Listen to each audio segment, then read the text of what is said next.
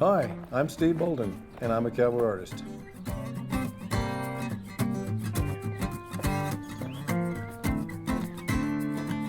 You know, there's a story behind every one of my paintings.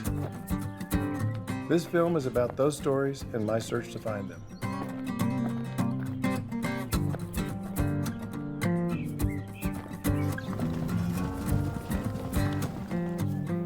I travel to ranches across the country to see cowboys in action and to gather authentic material for my paintings.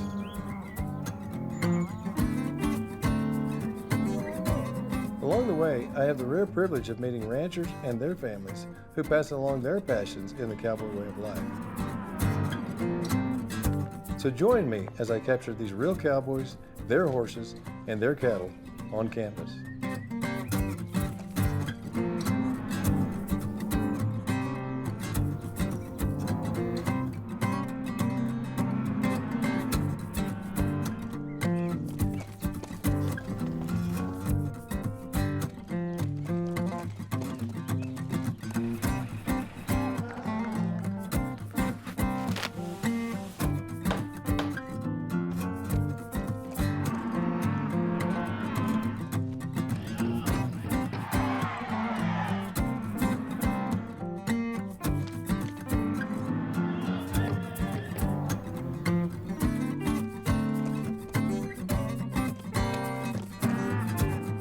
Welcome to Art of a Cowboy.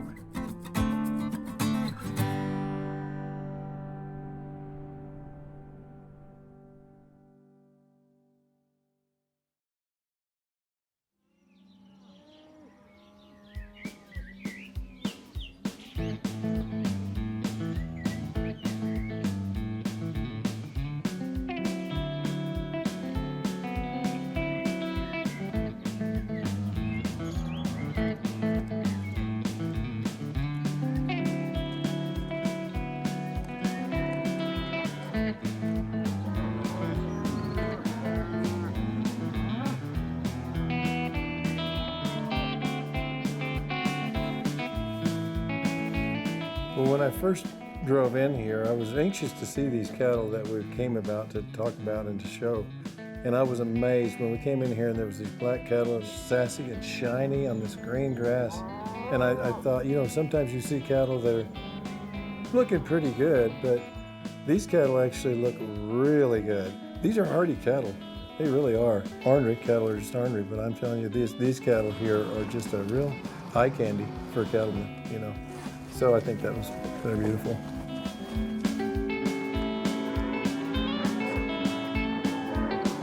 DaVinci Cattle came about because what we do is feed efficiency. So all of the limit feeding and the balanced ration feeding, we have something key that no one else has, and that is the harsh environment at elevation. So these cattle are in a cold climate, and they're there like 9 months out of the year. They are always having to work for their food. And so I think there's a little bit of fetal programming that goes into that.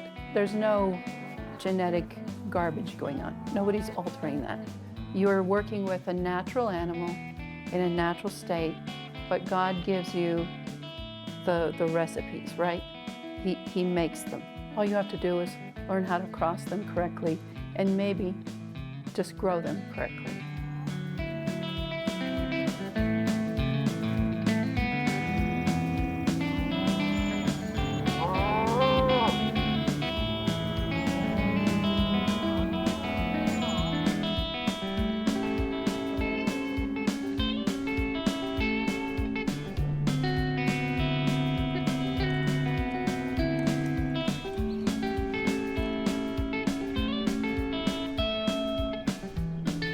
Everybody thought that we could put these cattle in the toughest places on earth and create cattle that were better.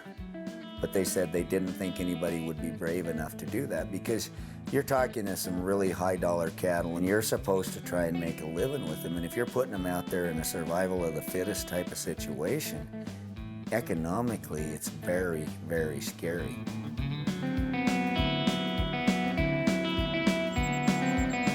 At an early age, not even knowing that I wanted to be a cowboy or a rancher, I took a liking to cattle. I might have been 12 years old when I was actually working full-time in the summer, and my dad said that I could pick a heifer calf out for my pay, and that was just right down my alley because I loved them, you know. And so every day that I could look at cows, I was studying which ones I was going to take, so I was going to get the best ones, you know. So I had this compassion some way deep down inside of me that I didn't even know I had. And so by the time I was probably mid-teens, I had a nice little herd of cattle. We were really proud of them. And my dad had some registered Hereford cattle that he had. And so we decided that we wanted to buy a real high-end Hereford bull to put on them, so we got some really incredible genetics, you know. Back in the day, I think I put $3,000 or $4,000 into the hat, and he matched it. And he went to Montana and he bought the nicest bull we could buy. You know, we were really proud and we were gonna, you know, change the world type of deal. You know, just a young kid, $3,000, $4,000, that's a lot for a young kid. We put that bull on our cows, and that fall he looked like an anorexic milk cow. He was overfed, basically not what I thought I bought. And not only that, but his progeny ruined all the genetics we had before. So understand, I put everything into this little herd, and all of a sudden we buy one bull and he totally messes everything up. Every cow dried up. They didn't have no milk. They couldn't raise a calf. The bull himself looked horrible once we got the feed sack out of his way, you know.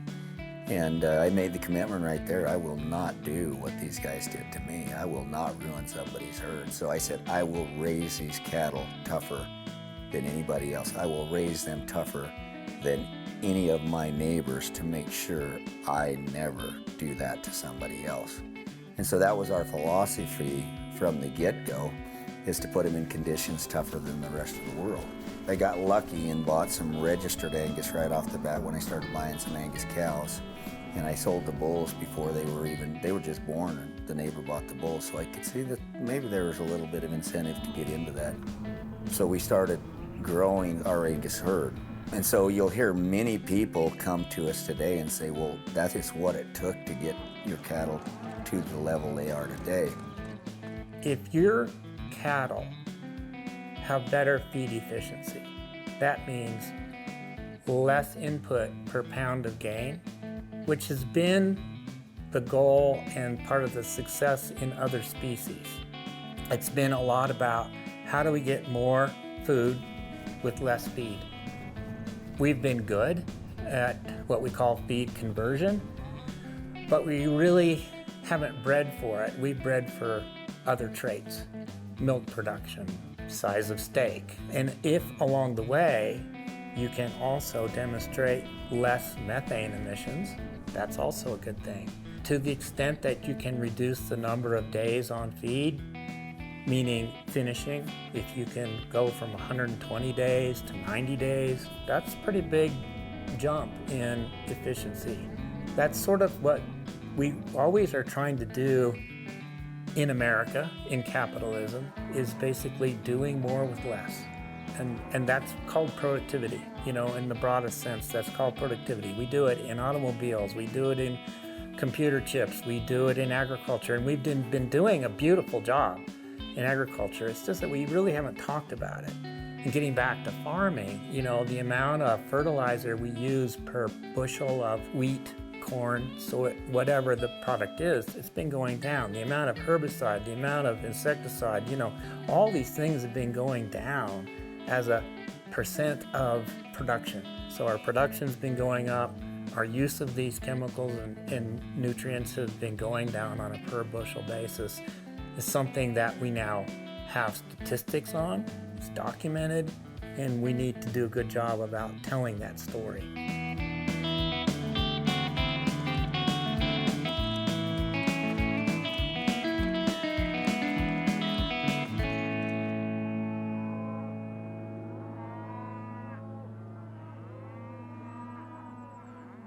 We're always in search of making our cows better and doing everything as best as we can. One of the ways that we can do something like that is artificially inseminating our cows. So it takes a lot of the guesswork out of everything that we do. If you look out here, there's 450 cows. So if this was a normal operation, there'd be 12 bulls out there to cover all these cows, and no one would know what bull covered which cow without a DNA test or something to do along those lines. So we're trying to produce the best offspring that we can. In order to do that, we will go into this AI box and we will artificially inseminate these cows. And with that, we can, number one, we'll know exactly what animal goes with what animal. We know the sires. And number two, we can produce that offspring that we're looking for. And it's not a guess. And we don't have to go out here and just hope that 900 bred the cow that we wanted her to breed. So Jim will bring the cattle into this small pen, close the gate. So there will be, 6 to 8 in this small area.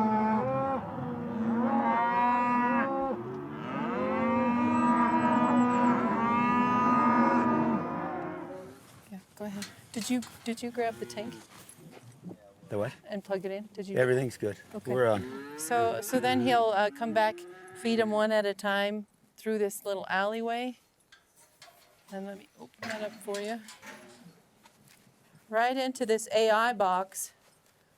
And this actually helps keep the animals calm. Every once in a while you have one that's just not going to be calm. But this box is really settled. It doesn't squeeze them. All it does, you lift this bar, this falls down and stops them from backing up over you. So very simple little box. We pull the semen from the tank. This tells me where to get it. I clip off the end using this. After I dry off the straw, I clip off the end. Then after it's thawed, then I put it in the end of the gun. I grab one of these clear sheaths and I pull the sheath over this gun, screw it on, give it to the guys, and they go ahead. They're gloved up. They have their hand in the. Can I say bottom? They have their hand in the rear end, and they come in through, and they can find the uterus, they find the cervix, they thread it, and when they're ready, they plunge the semen in, and hopefully that will breed the cow to what we want it bred to. We AI for 21 days natural, so we don't have to give the cattle any drugs or anything. So we just go out there and heat detect instead of giving them drugs to make them come in. So it's basically an all-natural process here. For 21 days in a row, we're up at 5 in the morning checking heats, and we're probably still doing a lot of this at 9:30 at night. So when I go in here, I go through the anal cavity and I kind of swoop my hand around. And I'm looking for the cervix, which kind of feels like a turkey neck, kind of hard, goofy little thing. There's an itty bitty little hole in it, so I stick my prod through there, and right on the other end is where the perfect spot to put the semen.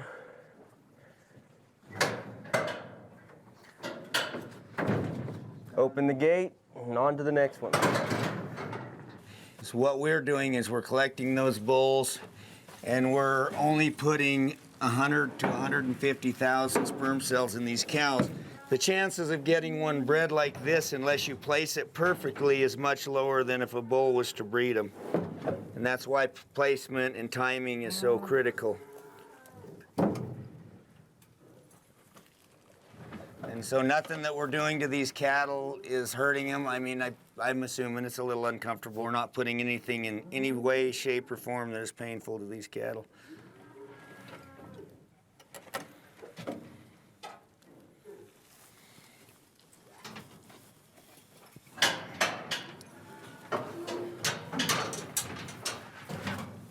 We're trying to keep the temperatures approximately 96 degrees once we get it thawed.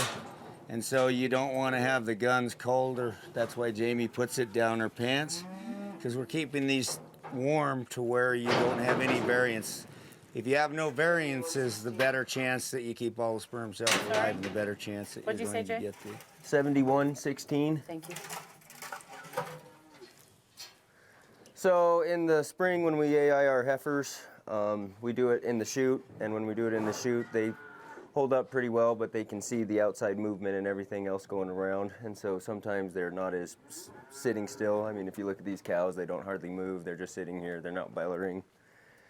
And so this AI box with, you know, there's nothing that they can see. There's nothing that really they can hear, you know, freak out about. So when we're doing it in here, they actually sit a whole lot better. Keeps them a lot calmer and makes the process go a lot faster. And we can do 2 at a time.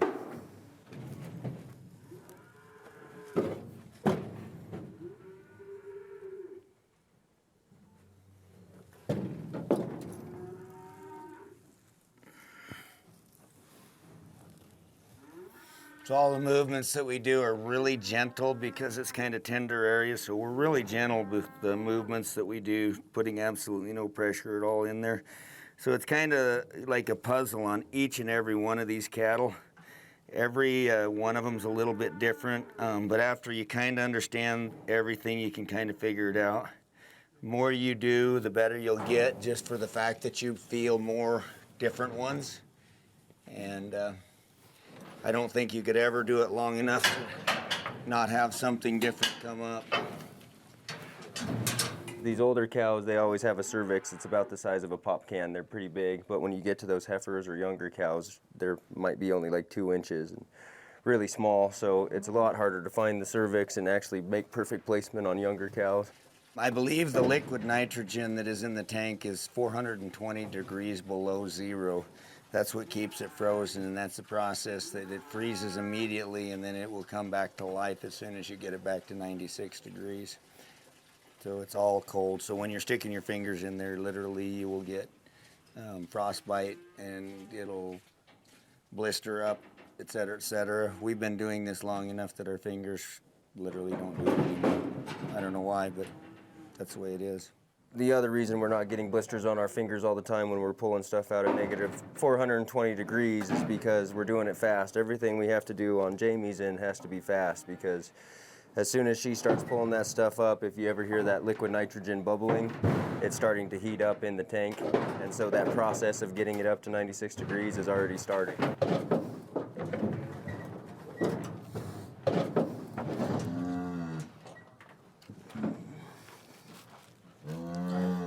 It's fairly difficult to get all of the poop and muck and everything off of there, but we could try to get everything as clean as possible because, again, contamination, it's a problem. Every time that it gets contaminated, there's a chance that you're losing sperm cells and everything else, so we try to keep everything as clean as possible, but we're working on the business end of a cow, so that doesn't always happen. We try and train every single person from the time, even some of them learn how to AI when they're 12, from the time they're young, to do every job on the ranch, because it's necessary, because we're going in so many different directions. Okay, you're at 20 seconds, Jim. Okay.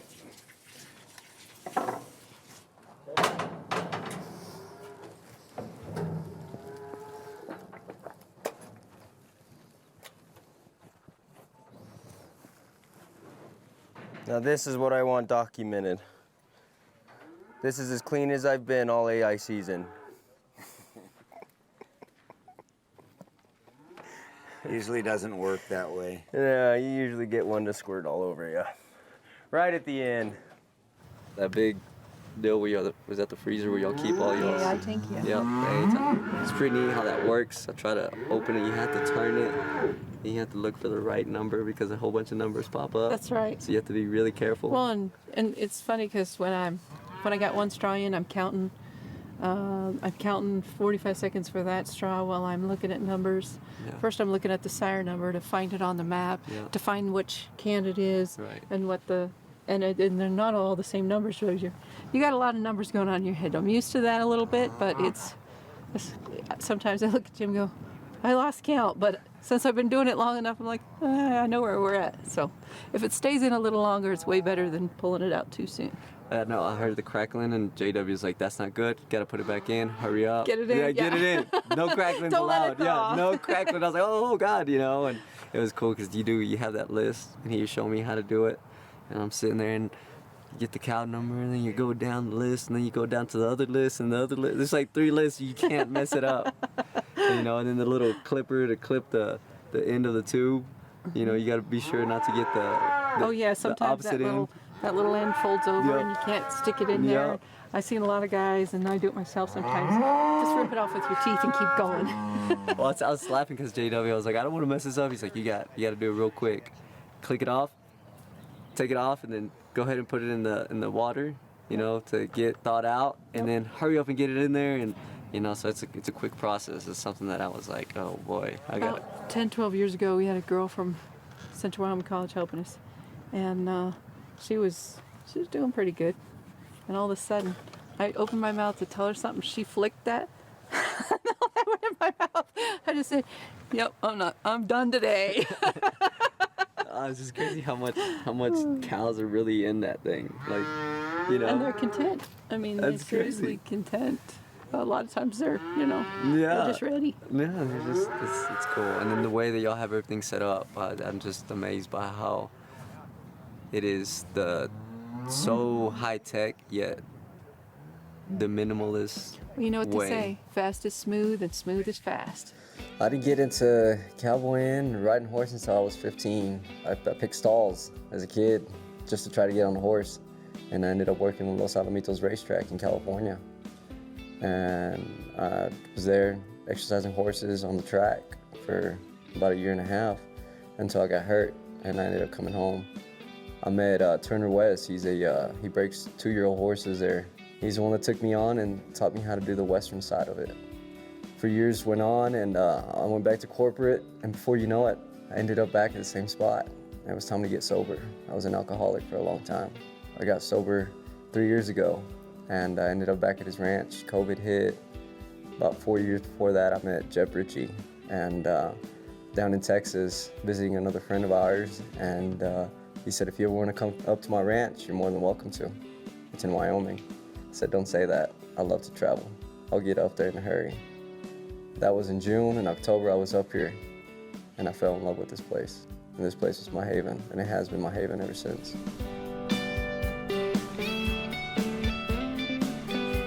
After a while, I'd go out and gather cows with him. I'd come out here every summer, and that's where I met the Jensens. One of the most humbling families I've ever met.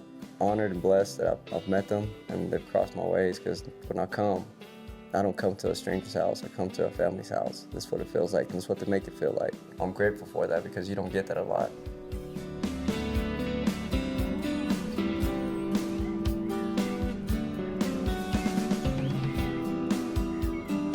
So this is what we do for 21 days in order to get the genetic pool we want. We get up every morning and do that, which is not a big deal. I mean, it's pretty easy. Other than, and I think Steve will attest to this, is when you're working from daylight till dark trying to get the cows bred and the cows up to green grass. There's many jobs, in other words, to do at the same time. And it's not optional. It's just not optional. That's just what you got to do. It doesn't matter. And that's kind of the art of the cowboy, is no matter what the job is, we're going to do it. We're going to do it better than anybody else. I mean, it don't matter what time it doesn't matter. What did I tell you guys when we were headed out yesterday? We don't know what we're getting in, but at the end of the day, what did I tell you we were going to do? Get her done. We're going to win. We're going to win. And guess what? Both days we won. Mm-hmm. And now we're going to go enjoy the night. Got to have one more heat check, but we made it through one more day. Me being born and raised on a ranch, I can identify with a lot of things you're doing. I just want to see how you do things. And I think that's what's cool about it. Every one of y'all do something different according to the country you live in, state you live in. And so I think that's what's really cool to me, is to get into your life and enjoy you guys and see what's going on different here than other episodes. Absolutely.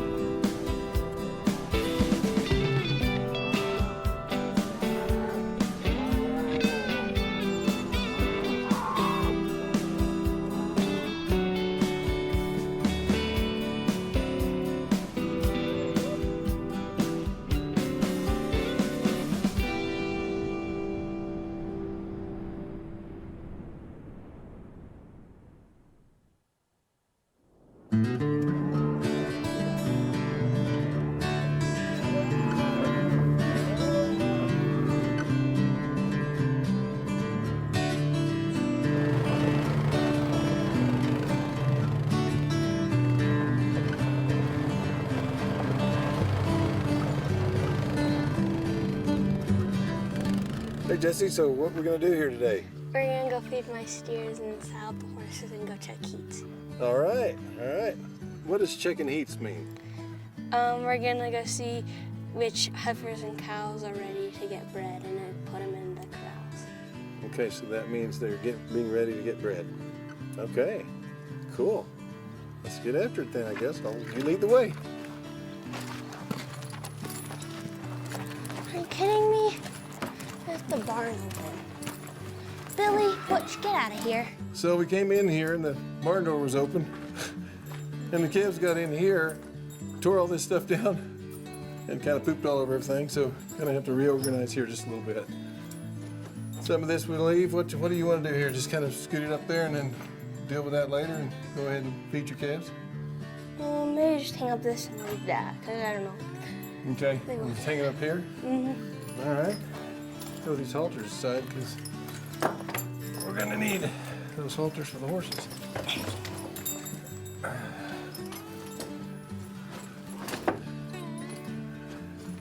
we good? I think so. All right.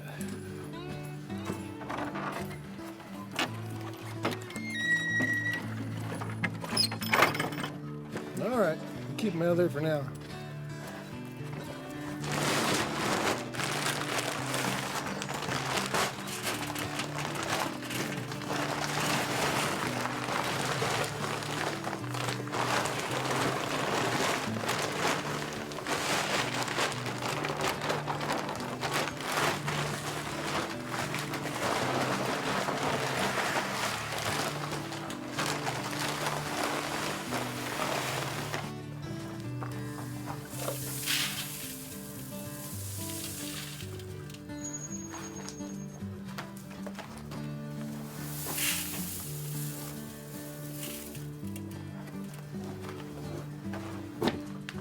The Black Angus is Billy the Kid, and the Hereford Angus cross is Butch Cassidy, and Butch is with the one I'm taking to fair. Billy, we're just gonna butcher him and eat him. Oh, okay, okay. Billy doesn't like to get touched. Billy doesn't like to get touched. Mm-mm. Okay. But you're working on that, right? Kinda. We're just, well, don't even need to work on him very much because we're not taking him to fair. Okay. All right. Well, thank you for showing us that. So now we're on to the next thing, and that's checking heats. All right. So we got to saddle up some horses for that, don't we? Mm-hmm. Okay. Let's get going, I guess. This is Sparky. He's my rodeo and ranch horse.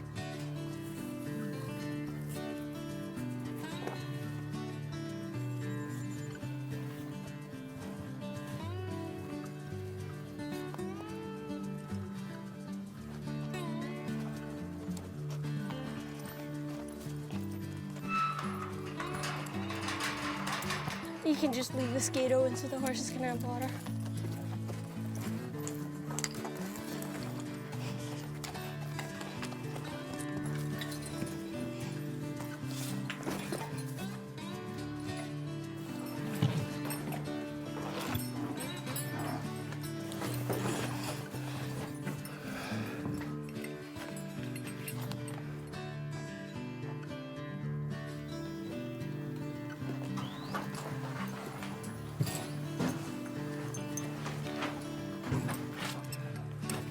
Well, it's fun when you get to a different ranch that you get to ride different horses in different country and get to meet these people. It's amazing.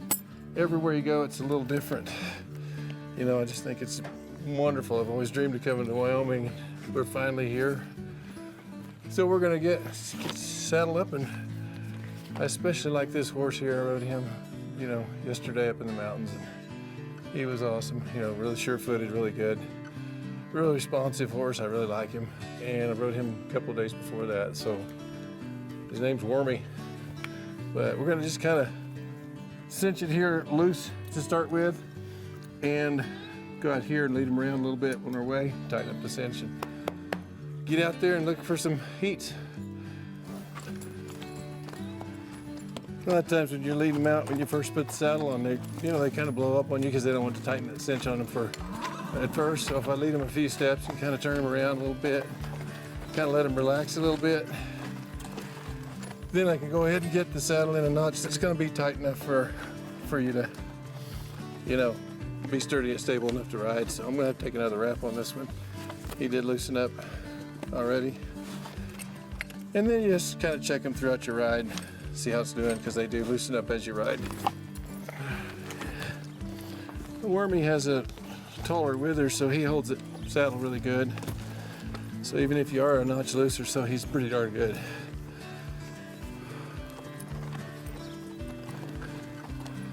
The barbed wire fence right up here. I might go up just because I don't know if Mom wants me to get him in or just to get the numbers. So. She said if it's not too hot and they want to go, she said something about if we can bring them in, fine. If they don't, if they want to go, fine. If they don't, might be a little tricky, so we just get the numbers, something like that. Yeah, it might be too hot where they don't want to move, I'm thinking.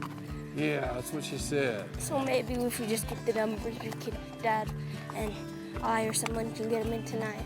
Okay. Oops. He splashed at you. He splashed at you.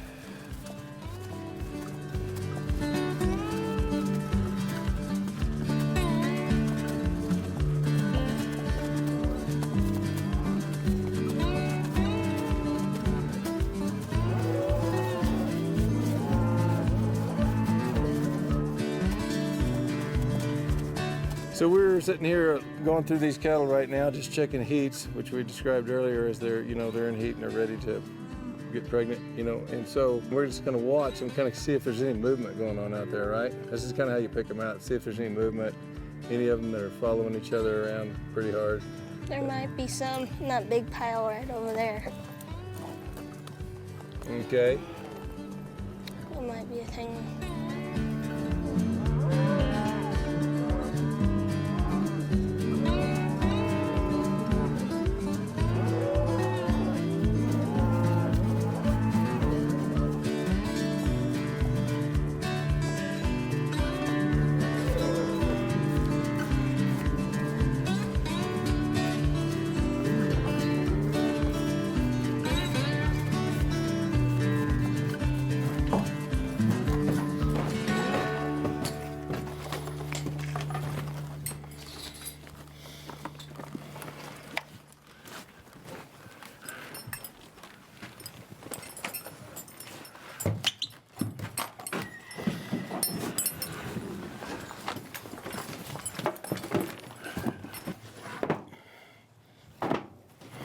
Turn them upside down so the air out.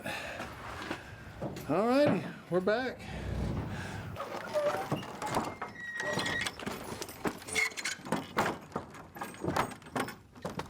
All righty.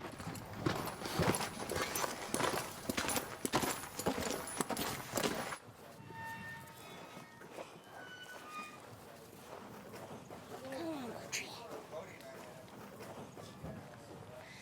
Hey, Butchie, come on. That's okay, but you can make it. Do you want some water? Drink.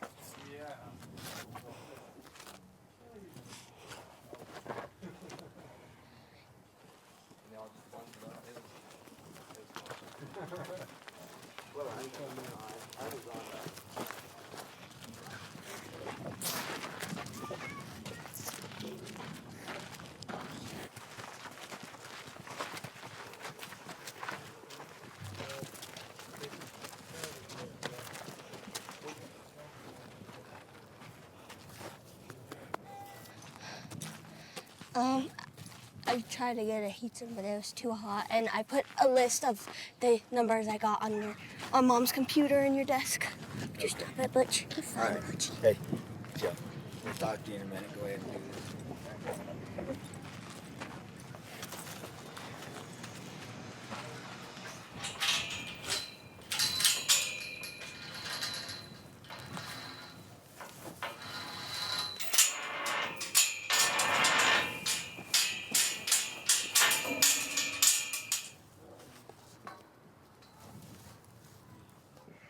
Well, it's my second year of doing steers, and I have last year my brother Ethan did steers with me, so I only had one. But this year, since he didn't, I had two. But one's just a feeder steer with him. So this is the one I'm taking to fair.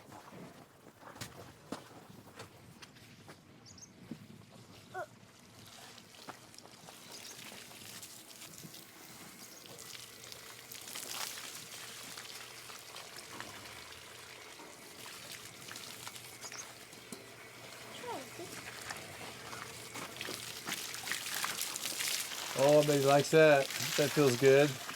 Giving him a bath like this and stuff, it not only makes him look pretty, but it kind of calms him down. It's kind of the work of getting him used to, just like breaking a horse or something, because when you show him, you got to lead him in the halter. A lot of this just working with him, just, working around him, getting him all gentled down. So giving him a bath is not only makes him feel good, and look good, but it gentles him down. So.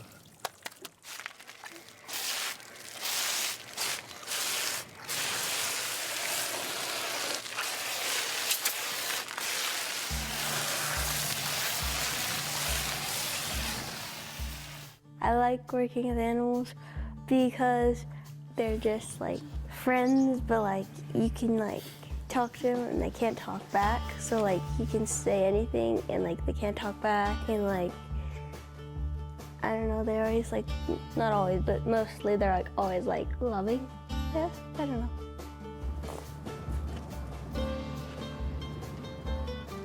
know.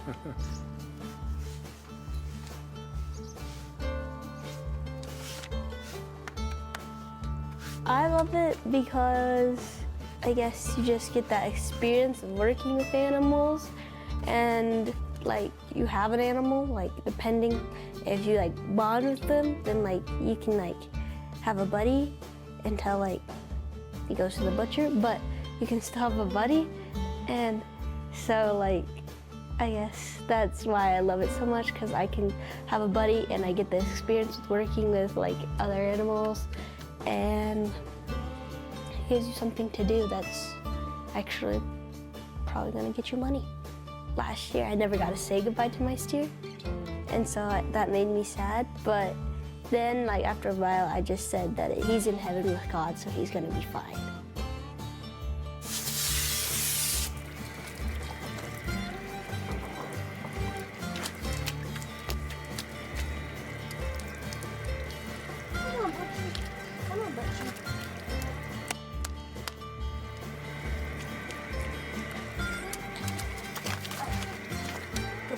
Honestly, when I get like scared or anything, or like even if I'm outside chasing cows by myself, I just like to talk to them and stuff. And like sometimes when we have big wrecks and stuff, I'll talk to him and I'll talk to Jesus. And they always like something when we have wrecks, like something good always happens, and it happens like a miracle. I don't know, I just feel like I'm out here, and I've like always had like that, like they're always with me, and like they're like never gonna let anything bad happen to you. I need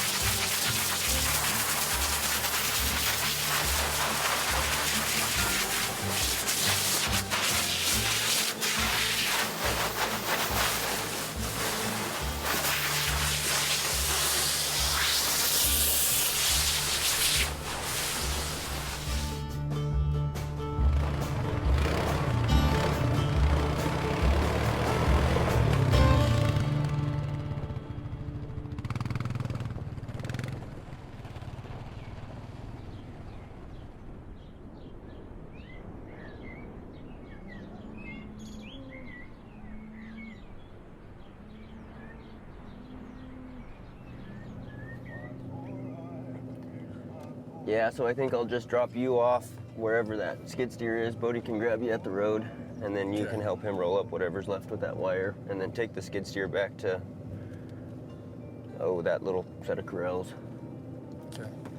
And then we'll hook on that brush hog, and then somebody can be going right behind where we're pulling post, and you can brush hog it or whoever can. Okay, perfect. My day-to-day operations, I wake up in the morning, drink some coffee, hang out with my children for a couple minutes, maybe an hour or two, and then I'll head back out. Every day is a little bit different, which is a blessing, you know. It's every season there's something going on, and I know, you know, for instance, right now we're AIing cows, we're pushing cows to the mountain, to the desert, and, you know, stuff like that.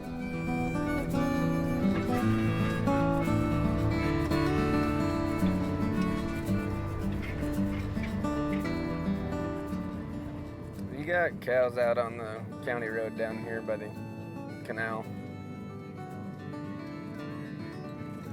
All right, bud.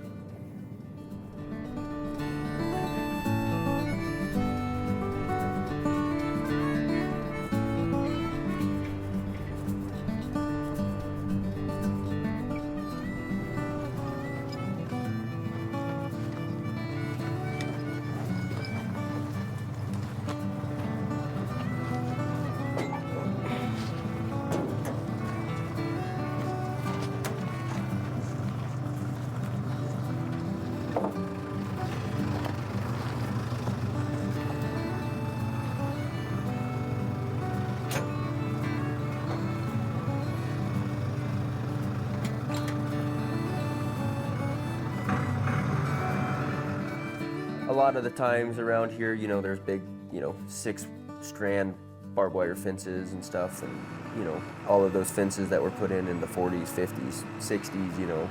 The NRCS, which is the National Resource Conservation District here in our county, they're trying to implement new ways to make sure that these animals can get through here, that they don't get stuck in fences, that they get mangled and killed or hurt by trying to run through these fences. This is a huge migration corridor for antelope, deer, and moose, elk. They go through places like this all the time, and so it's important for me specifically to let them have the opportunity to get through here too. And I'm hoping that through some of these, you know, fencing projects and everything else, I mean, even if we can save a couple, that's makes me feel really good.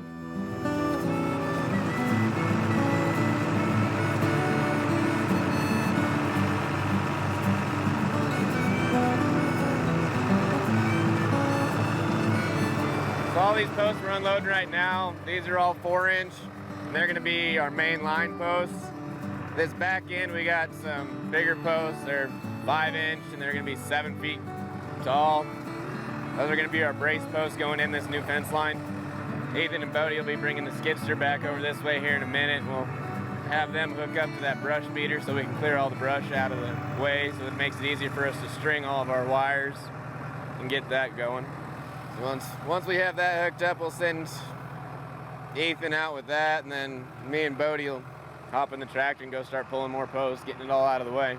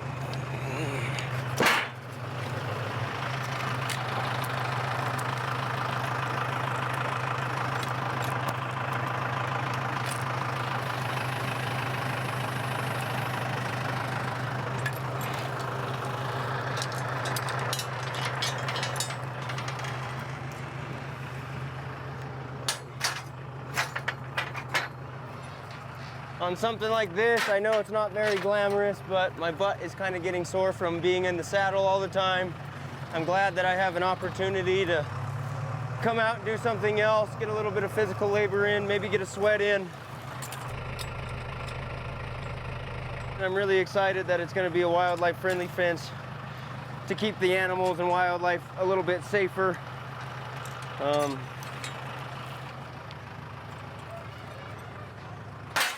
On a place like this, sometimes just responsibility falls on whoever's turn it is, and it looks like it's my turn. So I'm really hoping this new fence will last for a couple generations, and best case scenario is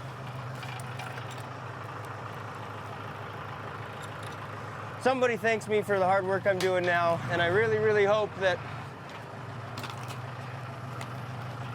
I'm not tired of it yet, because I got 14 miles to go.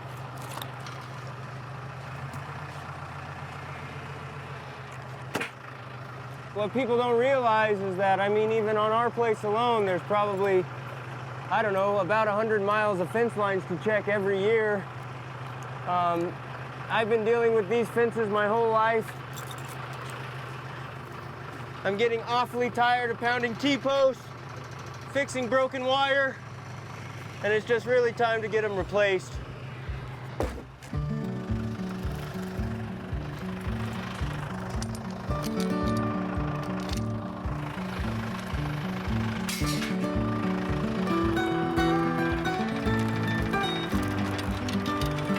To be a cowboy is to put other things before yourself. You have to be selfless to do this job. It's good to be in a community like this because everybody understands that, and because of that you have a lot of help. Everybody wants to think that we just are up here and we mind our own business and stuff, which we can. You know, there's a lot of times that we do things on our own, but it's always nice to know that there's somebody to help you. And most of those people are the cowboys that are right next to us. Being a cowboy is working to be better than you were yesterday. You're always trying to get better, and the job's never done.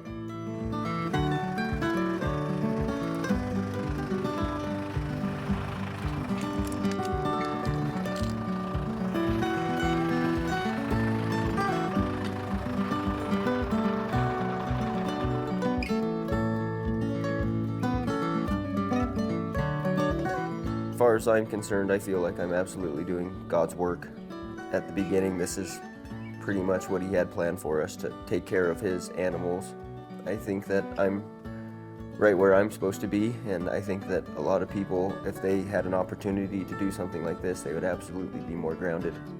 It's hard, you know. I mean, we see animals pass away and we do some of this stuff, but I think it's really important to nurture the animals that God's given us to enjoy and be able to see this wildlife and the beautiful country and everything else, and understand that you just play a role. This is our place. It's deeded to us and we own it, but ultimately we're just taking care of what God has created. And my time is short, your time is short, so all I'm here to do is to take care of what He created.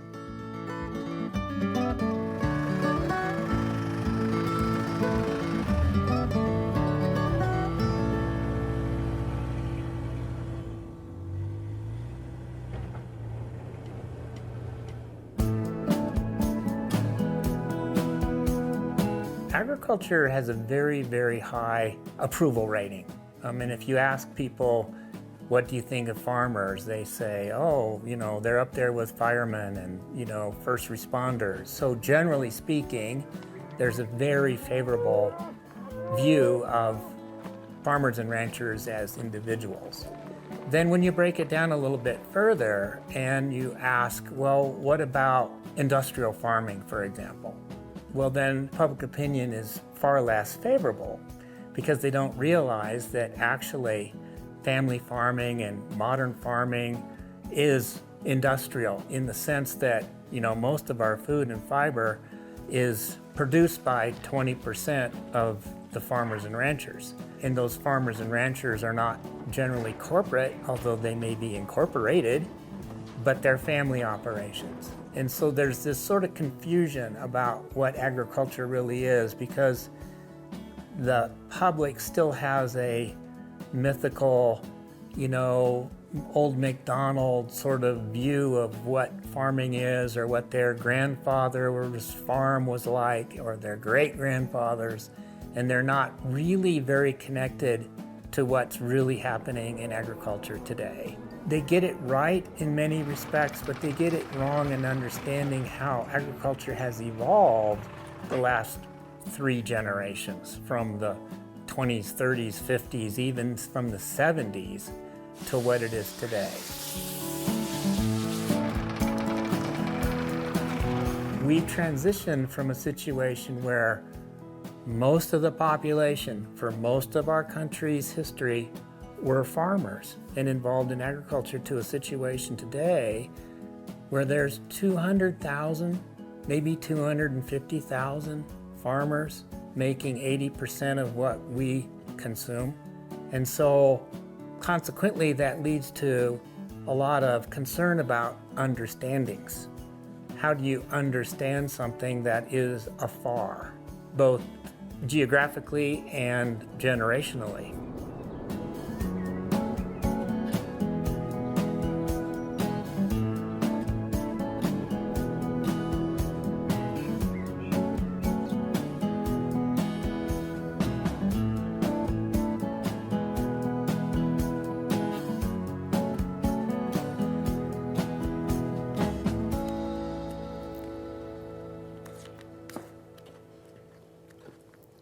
This is going to be a little thin because I was not able to get the Cool Whip that I generally use, and I had to substitute whipped cream. So I'm going to set that aside because the fruit is draining in my little sink over here. I'm going to make the sweet hot mustard to use on the corned beef tonight. And it's also good on all kinds of sandwiches. This recipe came from Barbara Ritchie. These eggs actually come from Wayne's nephew and his wife, who live on the road as you go up to Jim's, and they have chickens. And we get our eggs from them, so they all actually farm fresh eggs. So.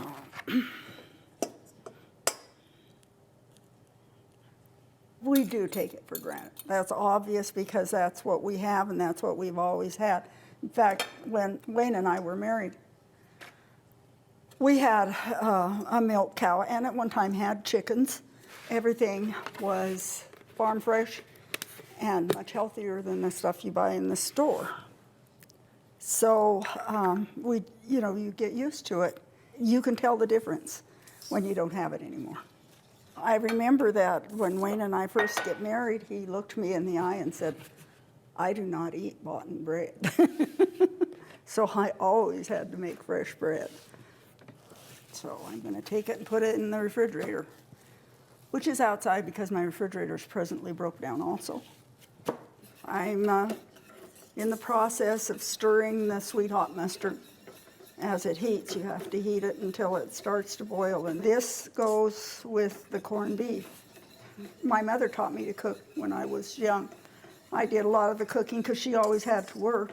The interesting stories came cooking for the hay crews because our hay crews consisted mostly of young kids.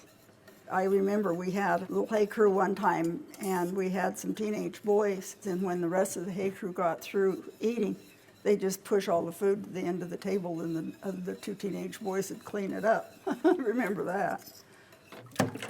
The only time my husband ever cooked was if I was gone, and I used to tease him about that he thought his hands would fall off if they touched dishwater. I always helped with riding, working cows. I worked the chutes. I worked out and helped with all of that stuff. You get up at 2 o'clock in the morning and you get breakfast, and then you do the dishes while he catches the horses, and then off you go and you ride all day and you come home and you cook supper. That's how it was. That's what ranch women do. And they love it, and they love the lifestyle, and it's a great way to raise family.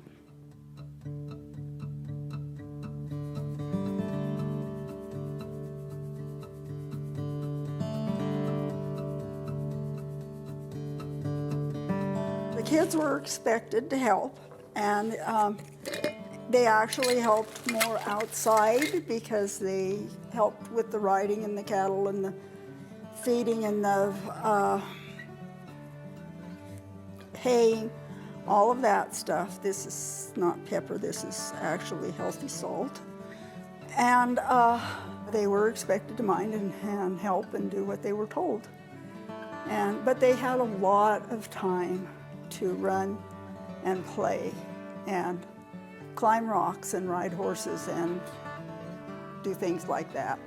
And they're better, the kids are better at pitching in and helping Dad than they are helping Mom, but still.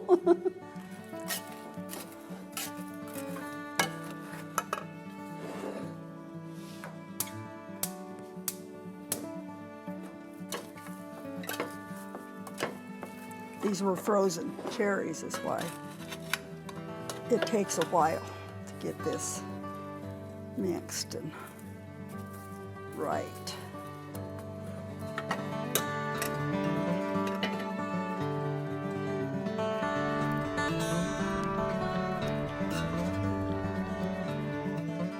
I had to be strict with Jim a couple of times.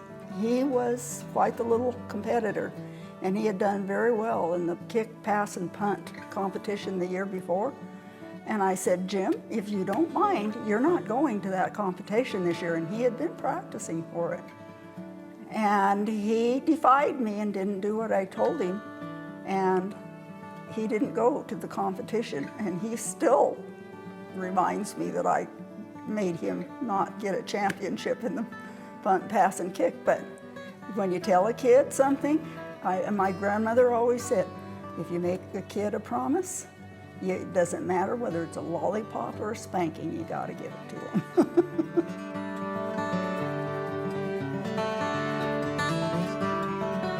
Great Grandpa Jensen, the one that immigrated here from Denmark, he was a very good businessman, and he was able to put enough money together that when they were going through the Depression, he would pay the taxes when people had to relinquish the place because they couldn't pay the taxes. He would pay the taxes and he would acquire that property. That is how he got the Aussie Evans place, which is the place that we are on now.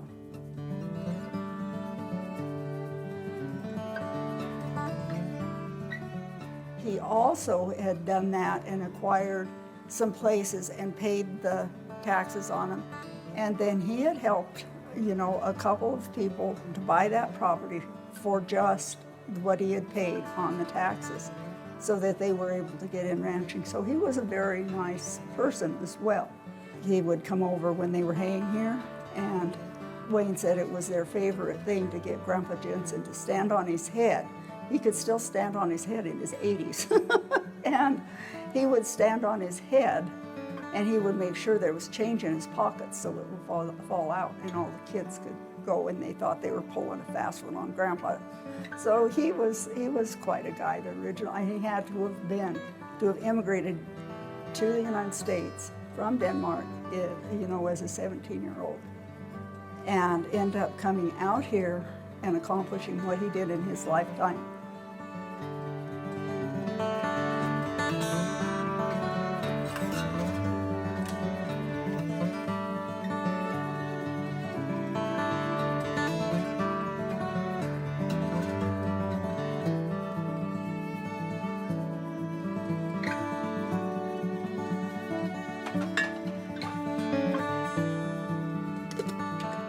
With each generation, everyone is getting so busy, they get a little bit self-involved, and they move around, and they move away from their family, they move away from their roots. And then as these divorces, there are all these divorces now, and all of these kids being raised by single parents or maybe even kind of on their own, I think it leaves the kids kind of afloat, I guess is the best way to say. They don't know who they are, they don't know where they come from. We should be on our knees praying for them because they don't know. Those things you learn from experience, those things you learn from seeing it and growing up with it, those are the true lessons. You can buy them books, but the things they really learn are the things they learn from example and relationships and knowing who they are and where they came from and what's expected of them. I think they truly are afloat. I think that we have a whole generation of kids now that are kind of lost. They don't know what to do, who they are, or what they want to be. Again, that's my opinion.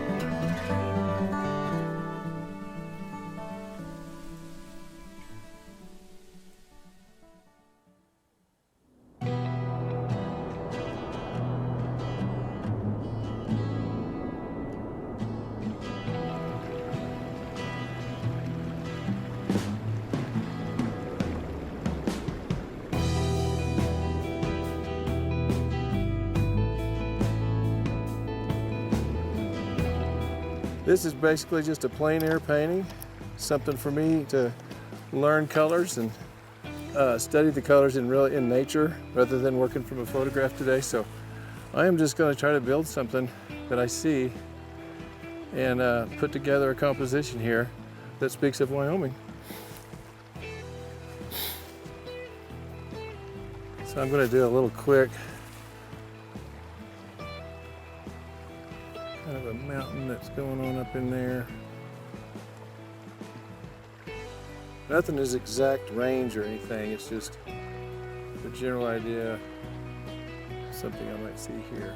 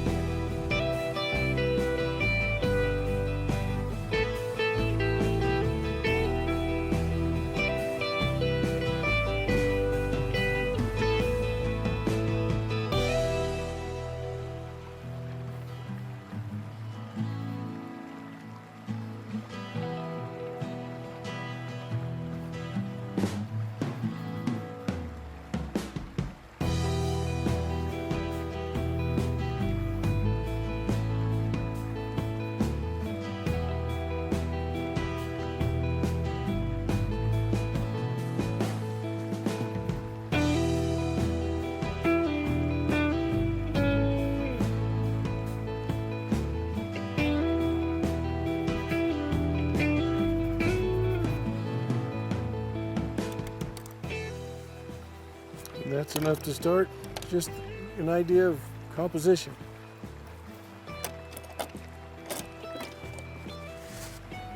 Another thing, these paintings I do outside, they're not detailed at all. You can't do that. You gotta look at the light, you gotta look at the clouds and hurry up and make your decision to just kind of make something up that comes out. So it takes longer, everything changes so fast.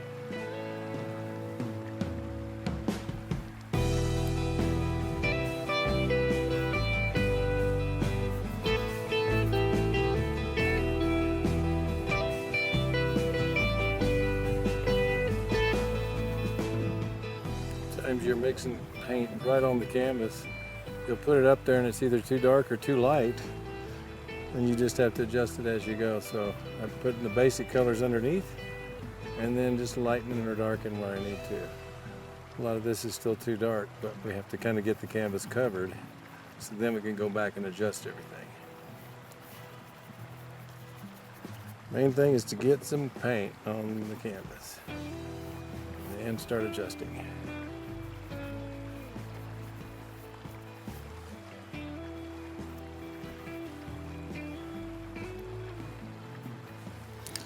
This all needs to dull down, but I'm going to soften it with a brush. It's just really soft, so it kind of fades it back.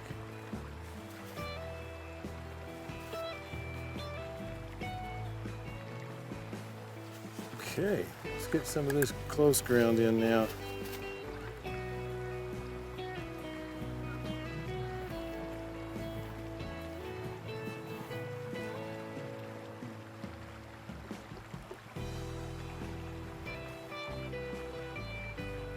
Color is the reason we're out here. And also, you know, just taking it all in and getting the real colors in your mind. Because when you're just painting from photographs all the time, you know, you can't really see what's out there, and you might have your color scheme off a little bit. So this is why we do these out here. It's tougher than you think. It's just kind of, people see there's blue mountains and green grass, but there's like 1,000 shades of green as it goes back. And it's a gray green way back there. And then you see the color changes coming down the mountain. You got cool, tall purple mountains, basically blue-gray. Then you got a warm mountain in front of them, which I've over-exaggerated here in this painting so far. I'll dull that down as I get all of the painting in closer. But that's the atmosphere that you got to try to create in a painting with depth. Everything in the foreground gets greener, yellower, warmer. So that's what makes paintings recede. And so I'm just getting a lot more green here at the foreground. So all these different shades is what I'm talking about. That has to be to read the distance. It's what nature does to it.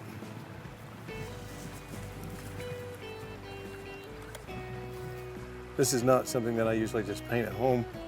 I'm always painting the cowboys and all that stuff, but this helps it because of the color. And I keep debating whether to put this here, a little water in. I think I won't on this one because I want to create some kind of distraction down here.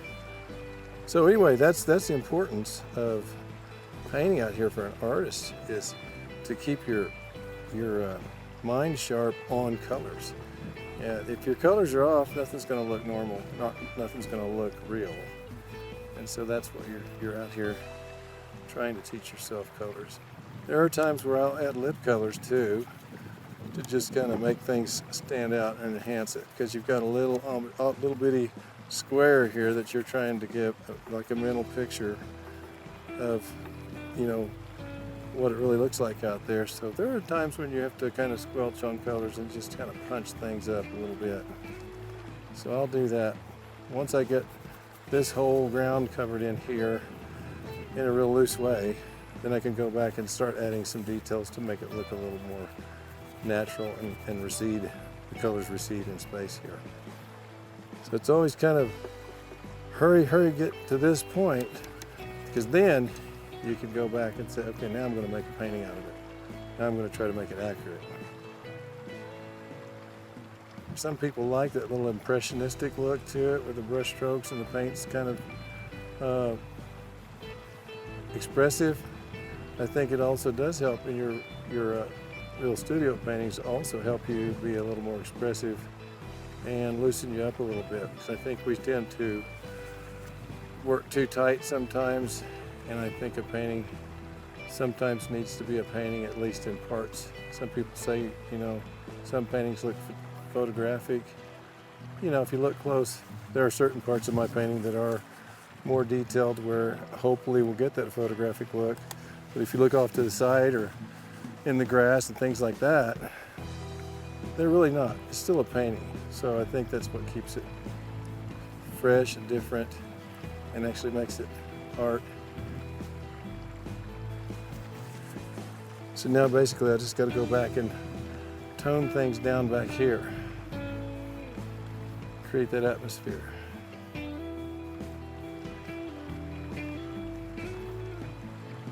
And I'm not taking every level of that mountain down the way they are. There's so many like ridges up there. If I was painting this painting verbatim, it would be a lot more extensive. I'm just out here trying to get the idea of these colors and something that's representational of what I feel out here at sea.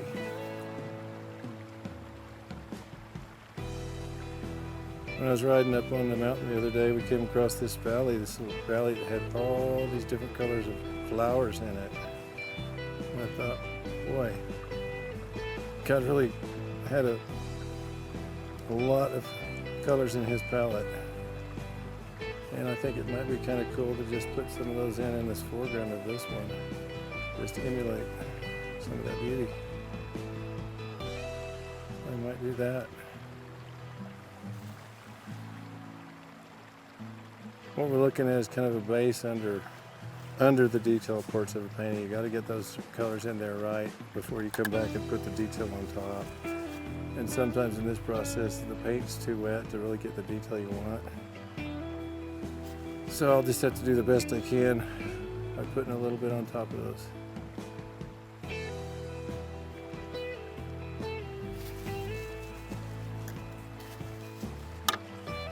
Got a little bit of yellow flowers out there. They're almost white, but just a little tinge of yellow in them. So I'm going to put a few little flowers out in there to just give us a little color in the foreground. I can get the right mixture and get it to come off my palette knife here.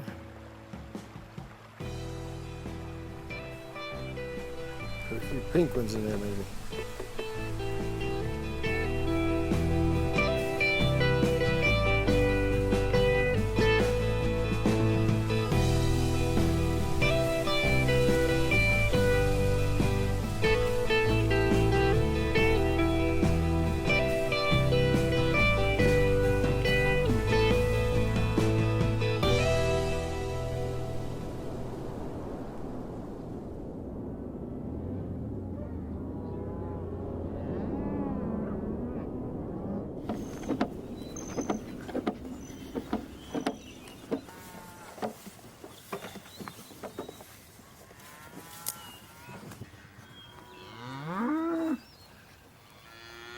Right there.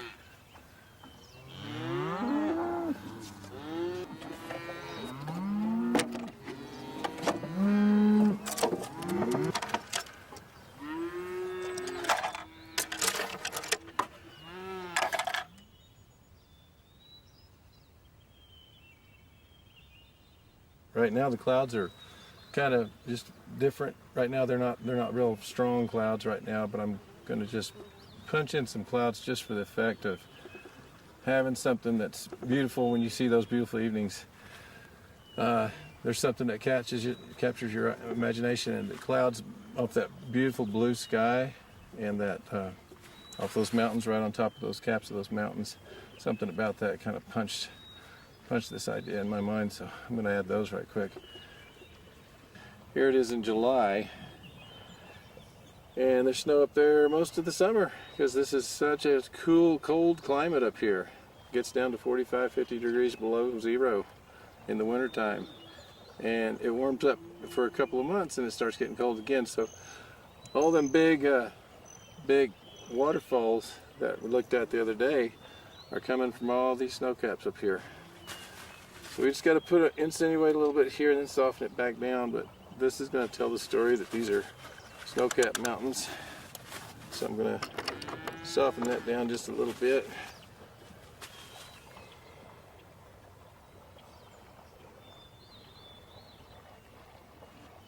It's green, but it's such a misty green way back there. And then there's warm colors running through those hills too, those building up to it, those ridges.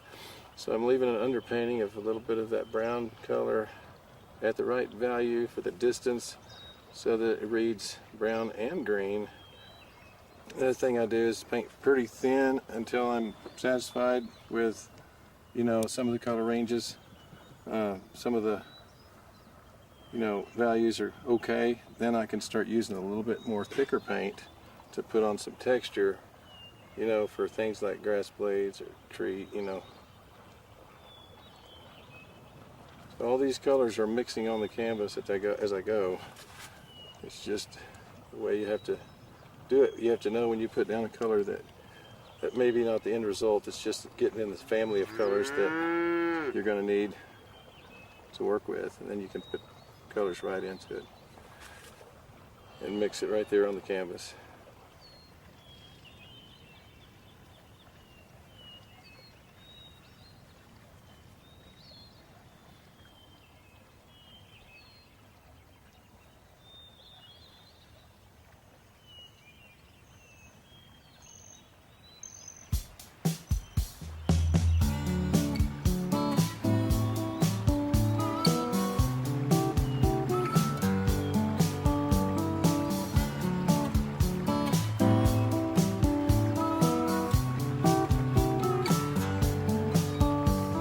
I think that it's hard to know who you are until you know where you came from.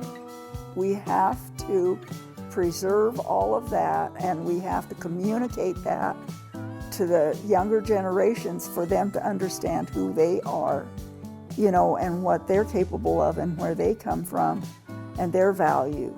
Because, you know, if you don't have any sense of the cowboy culture, then they're not going to appreciate it. We have to tell the story, we have to preserve it on canvas or however, in order for people to understand that part of our culture and that part of who we are.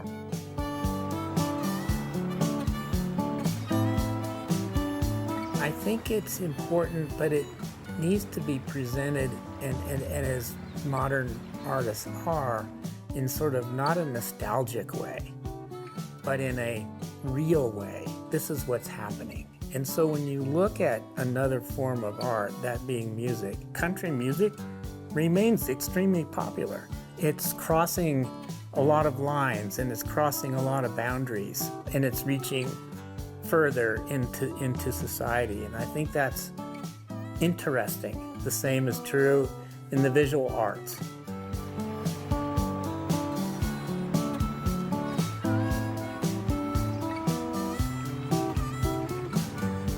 I'm an artist myself. I'm a leather maker. And so a lot of my work, belts, wallets, and stuff like that, I'm leaving my mark on leather forever. You find old sheaths that are from like the 60s and 70s. Or you go to places like here in the Jensens or the Richies and you go to their tack room and you grab something, and it's just powerful because, again, somebody made that, somebody crafted that. Art, culture, the Native American culture, you know, the drawings and the feathers and, you know, all that has a meaning, and it's a place that you have. It's something, an object, but it's something that takes you back to a certain time.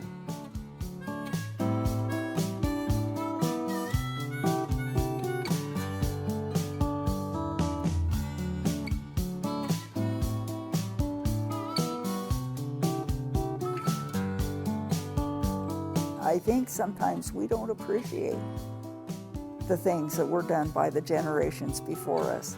When you look at the you know, I think people would whine less about their life now if they would look back and see the things that those people had to endure and the things that they had to do in order to give us what we have now.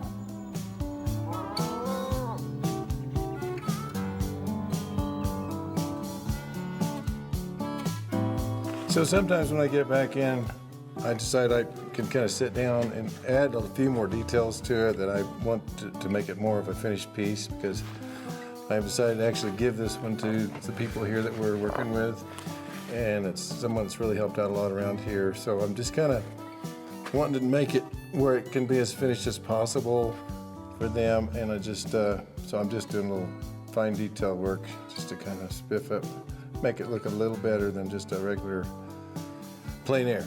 So that's what I'm doing right now. This is sometimes where I can tend to overwork it, so I have to be careful. But I do want it to have a little bit more detail in the foreground to just lead the eye back in as things diffuse. So I've added more flowers, colors, a little bit of grass blades here and there, and just kind of putting a little more work into it.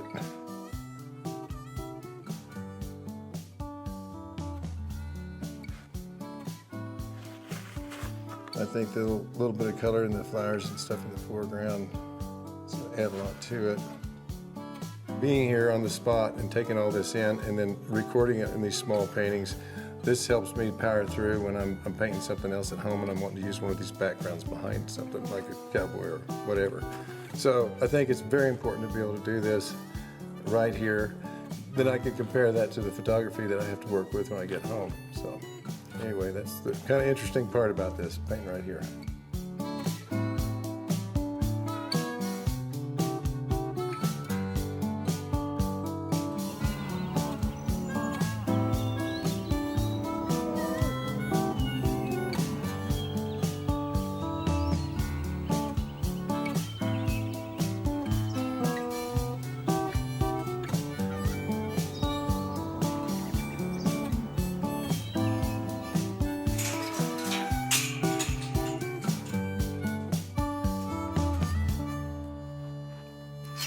You have 3 in here, huh? Yeah, just this afternoon, I guess. So we're just getting prepared, so you have to have a glove for the cow. I put everything there because I'm going to be doing everything tonight by myself. So I prepare everything the way I need to have it when I start.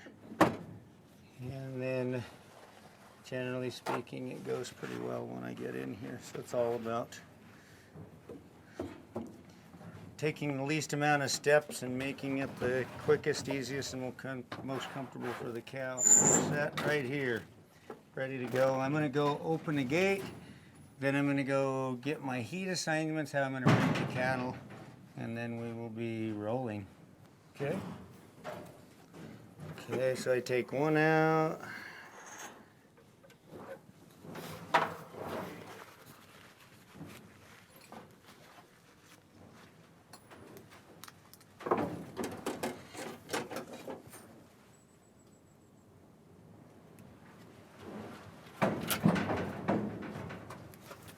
So as I'm thinking of every step when I'm doing this by myself, everything is perfectly set up to where I can keep everything rolling when I'm doing my own individual AI. And so literally as soon as I get this on here, as soon as I turn around, I'm aiming for this callous rear end.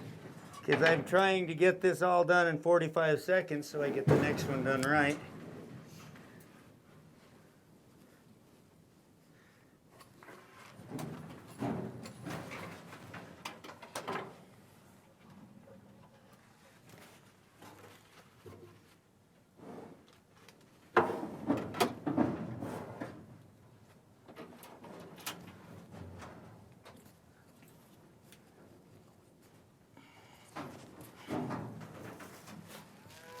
Already aiming for this cow.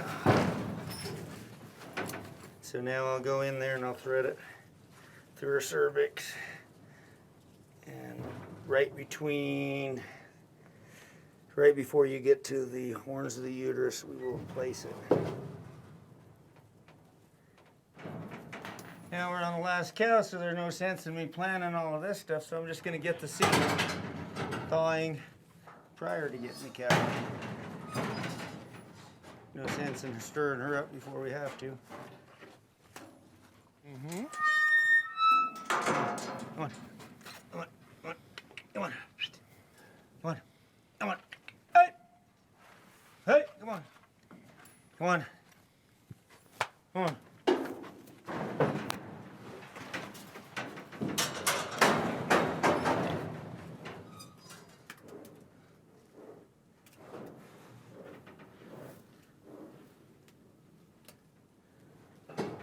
And we're done.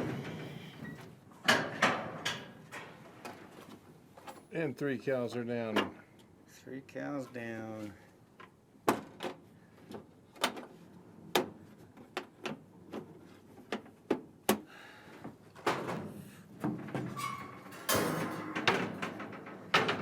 Cleanup project. You leave all the manure in there, it becomes a nasty, nasty hole before you're done at the end of 300 of them.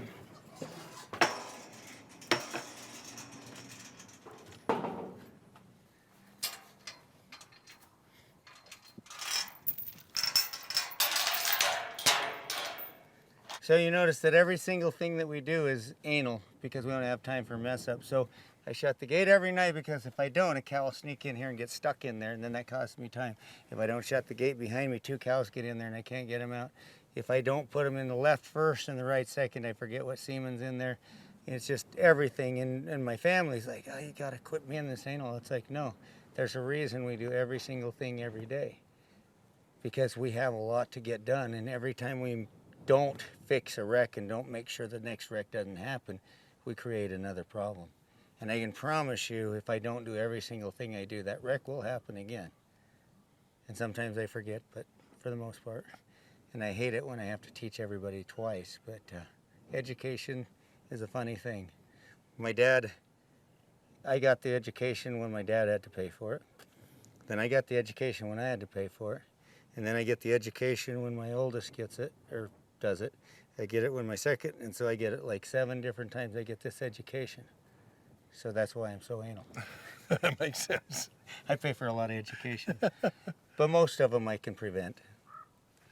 Well, you made it look easy, Jim. You know, that's probably the first or second time you've ever done that, you know? Pretty close. Why don't you guys, can you guys get out? Go ahead, get out. Come on. There's humans in here. Humans are, no, get out. Get out, you're still a dog. Get out, you're still a dog. Love you, but you're still a dog. Get out, get out. Hey, get out. Bat, get out. Get out.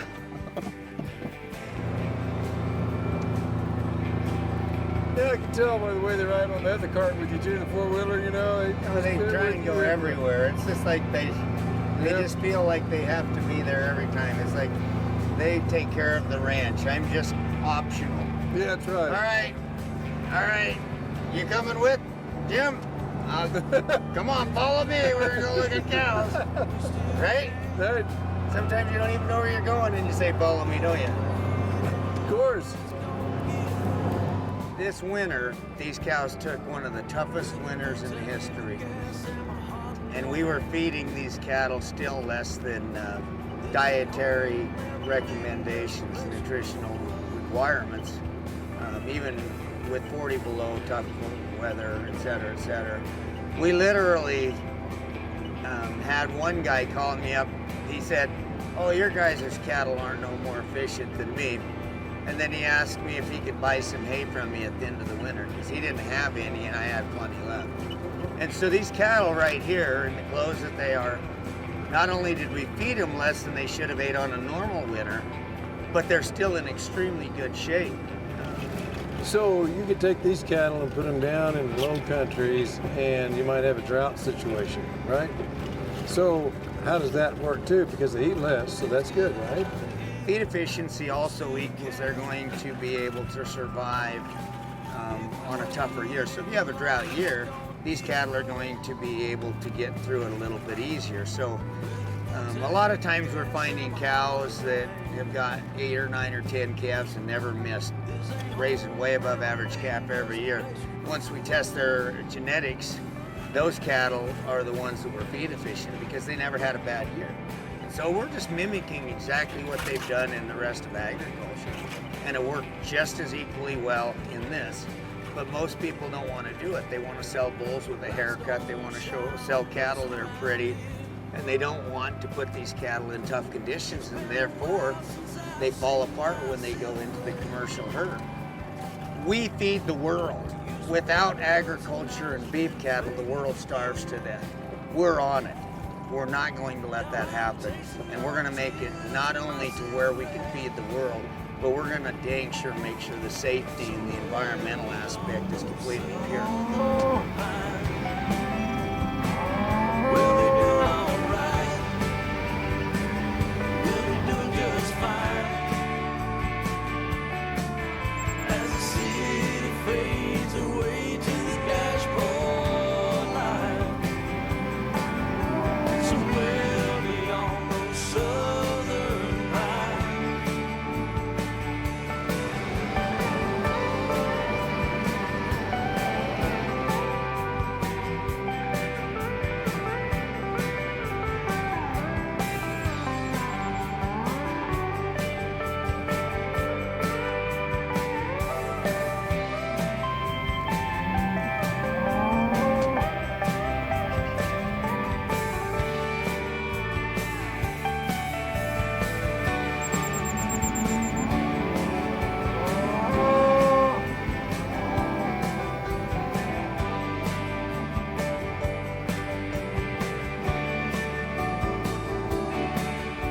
You know, my passion is to educate the world on what you ranchers are doing out here and how scientific you've made it for us is unbelievable, because I think the other ranchers are going to thoroughly enjoy this and to see how they can help their herds too. If you don't have agriculture, people will starve to death. And we're doing a pretty dang good job here with agriculture. Yeah, we make mistakes and whatnot, but without agriculture and now without cattle, I mean, cattle are the saving grace, because 70 to 86% of the forage cattle eat is not something that humans can eat. So if we're going to talk about the amount of people that are going to be increased in the year from now till the year 2050 and how to feed them, I'm going to tell you a fact. The world will die without cattle. We have to have them. There's no way we can increase population and decrease cattle and still survive. It will be impossible. And I think that the people need to know the truth about agriculture and what's really happened.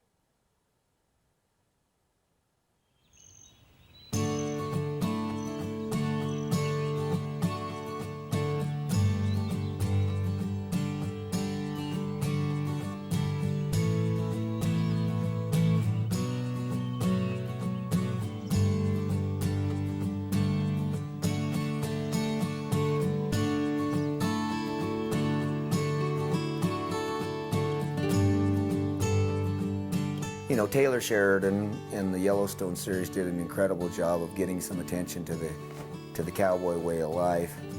But in reality, that's not total reality. The toughness that you see in there, and the determination and the commitment that they have is not even close to the amount that we have in real life. So many people think it's just, you know, wearing a cowboy hat and boots and chaps and spurs. That's not it. It's running the ranch, and a lot of times that attire isn't what you need. Well, I think there's a lot of ways people define cowboy, you know, rodeo cowboy, this and that. But I think when it comes down to it, what I really think is a cowboy is someone who's just going to go out there and work and put in the long hours that nobody else will because they have to and it's in their life and they just do it because they love it. To be a cowboy is, you have to have a cowboy's heart. You know, there are probably cowboys out there that probably have not lived on ranches a lot, but they have a cowboy's heart. And you have to have an appreciation for the way of life.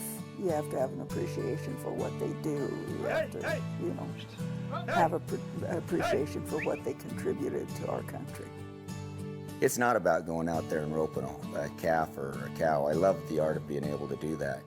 But it's about being able to do every single job necessary every single day, day in and day out, daylight till dark, cold, wet, heat, it doesn't matter, and we have to win every time. And it doesn't just mean we have to win on the ranch. We have to win when it becomes nurturing on the other end as well.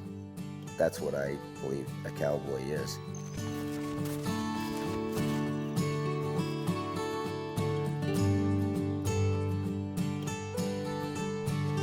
I've learned what a cowboy is in my experience of all these years. It's greeting a woman. When you greet a woman, you take your hat off, right? You give her that respect. When you meet a man, you shake his hand firmly. You respect other people's opinions, but yet you're firmly in your beliefs.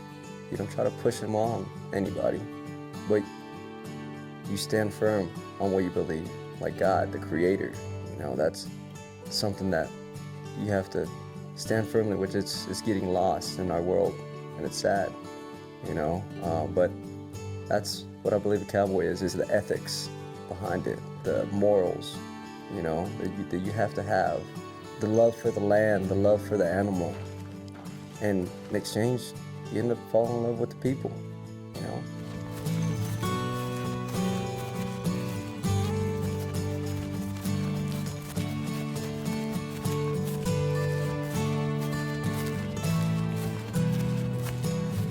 The true art of the cowboy comes to mind when I think about my dad. He was a very strong, magnificent man, in my opinion. And he was hard on you. He was tough. He expected you to do the best. But the fun thing about my dad was he could cry. He never ever cried when something hit him. He never ever cried when the work got tough. But when things got really emotional, like somebody got married or an event, he just cried. And that to me is significant, because you take this massive monster of a man and he cannot control his tears because he cares so much about an event. You know, and to me, that is the true art of a cowboy.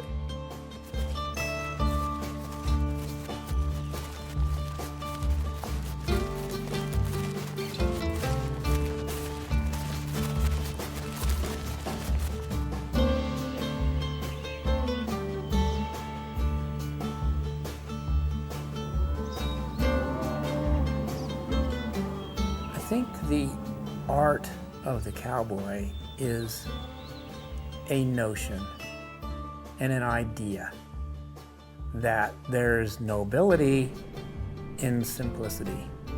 There's nobility in honesty. There's nobility in working with the animals and in the harsh environment. There's nobility in treating people fairly. And that, to me, is the art or the myth of the cowboy, if you will. And to the extent that we can live up to that, that to me is what it's all about. The art of a cowboy, there's so many different types of cowboys. You got your buckaroos, you got your vaqueros, you got your cowboys from down south America, you got your native cowboys, you know, your Indian relaces, you know, that's the art of the cowboy, that it's so wide, so many different colors, so many different varieties of how to throw a rope, the lingo, just all of it. That's what makes the art of a cowboy. It's not just one specific genre of cowboy. It's all of it that makes one. That's what I think what the art of a cowboy is. The art of a cowboy is to be, you know, genuine. Be a genuine person who is doing the best they can and taking the best care of the land and the animals that are in their care. Being selfless and taking care of everything in your life, because I mean there's no grander purpose than to take care of the things you love, the people you love, the animals you love, just having compassion for what you do. And I think a lot that ties in with the cowboy side of things is just being a caregiver to everything we're around, everything we touch, everything we see, just trying to make everything better, no matter what the situation is. You have to have a deep faith to just know that, you know, the sun's going to come up tomorrow. If things look bad, you're around death and things like that all the time. You know, if you have 20 calves die, it doesn't just hurt your pocketbook. It doesn't just hurt to see them on the land. It hurts your heart. It's hard. But you're, I guess, hardened to that some. You have to be. That's just part of life. So you just take it in stride and keep going.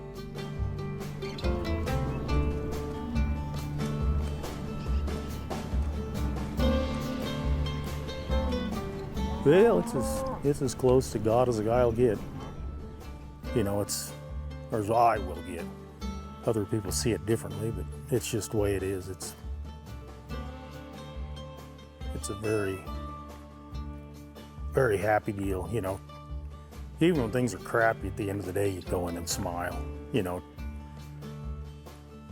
You just start over the next day. You never finish much of anything, you just keep going. You know, it's just one of those deals.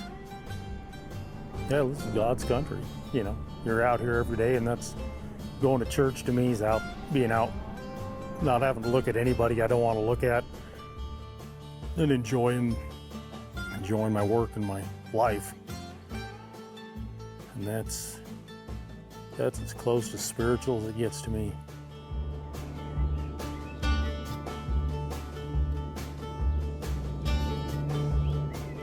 I think there's an absolute connection to agriculture and God and goodness. Even though my name is on it, I do not own anything. I am put here on this place because I was chosen as the guy that would take care of it, nurture it, and do the very best with it. This was all sagebrush. It would have been in what we call desertification. Forages were leaving, which absolutely will cause increased temperatures. And because we take agriculture to make a human source of food, we irrigated this whole entire valley. And now you have amazing views, you have amazing forage, you have amazing amount of carbon sequestering plants out there. You're putting water in the ground, so all winter you have water in your creeks because it leaches out during the winter.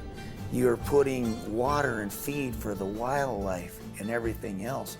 You are completely and totally creating an incredible ecosystem that the whole entire world loves. How can you not see how these are related?